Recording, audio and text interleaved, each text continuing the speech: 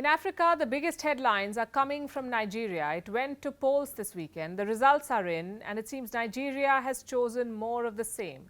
The ruling party's candidate, Bola Tinubu, has been declared the president-elect, but the story is far from over. This was one of the most hotly contested elections in Nigeria's history. It saw the emergence of a third power, a man called Peter Obi. Opinion polls said he could challenge the status quo, but he has failed. He ended up in the third place. Now, all those who've lost want a repoll, and the president-elect must deal with the difficult legacy of his predecessor, a slowing economy, and impending demonetization. What's worse, Nigeria is being put on the grey list of the FATF, the Global Financial Action Task Force. Here's a report. Nigeria's ruling party is celebrating.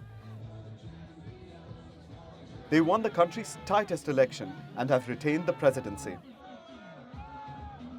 Tinubu Bola Ahmed of the APC, having satisfied the requirements of the law, is hereby declared the winner and is returned elected. 70-year-old Tinubu broke into a victory dance after the announcement. He's been entrenched in Nigeria's power corridors for decades. Known as a political godfather, Tinubu is the former governor of Nigeria's most populous state, Lagos. He contested these elections with the slogan, "It's my turn." Now he's president-elect. I am profoundly humbled that you have elected me to serve as the 16th president of our beloved country.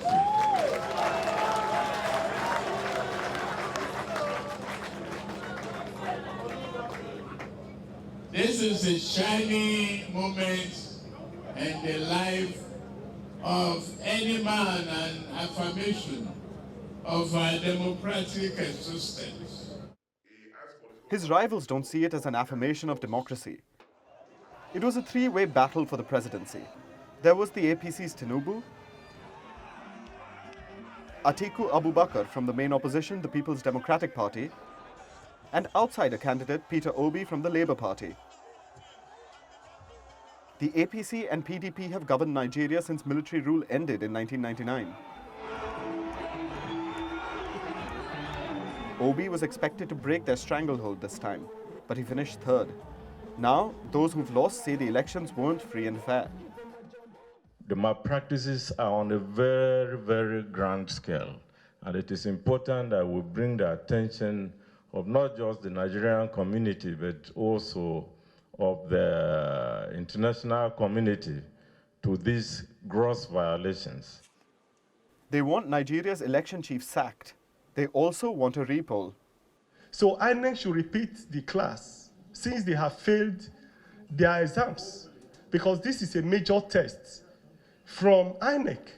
And we had expected that the process would be done in line with the electoral process. And so since they have failed, it is incorrectable, and therefore the process should be repeated. Do they have a case? International observers don't think so. The mission noted that despite the challenging economic, operational, and security environment, the elections were generally well administered in a transparent and peaceful atmosphere amidst significant challenge posed by the cash crisis and the volatile security context in some areas. So what next? Tinubu has his work cut out for him. He'll have to deal with the problems left behind by outgoing President Muhammadu Buhari. Out of the banknotes previously held outside the banking system had been successfully retrieved. Buhari's government announced a demonetization of high-value currency notes last year. This has led to a cash shortage affecting millions. The war in Ukraine has hammered Nigeria's economy. Remember, this is the biggest economy in all of Africa. Inflation is around 20%. There are shortages of food. Nigeria's oil production, which led to its economic growth, is stalling. Add to this the endemic corruption and terrorist insurgencies in the country's north, and you can see that Tinubu faces an uphill battle. The latest headache has come from the FATF, the global terror watchdog. It has put Nigeria on the grey list for not combating money laundering and terrorist financing. This means foreign funds will be harder to access. Not an ideal situation for a country fighting an economic crisis. It usually takes about 3 years to exit the grey list when a country works actively with the FATF. Tinubu can expect a tumultuous presidency as he navigates the choppy waters of Nigeria's stormy economy and polity.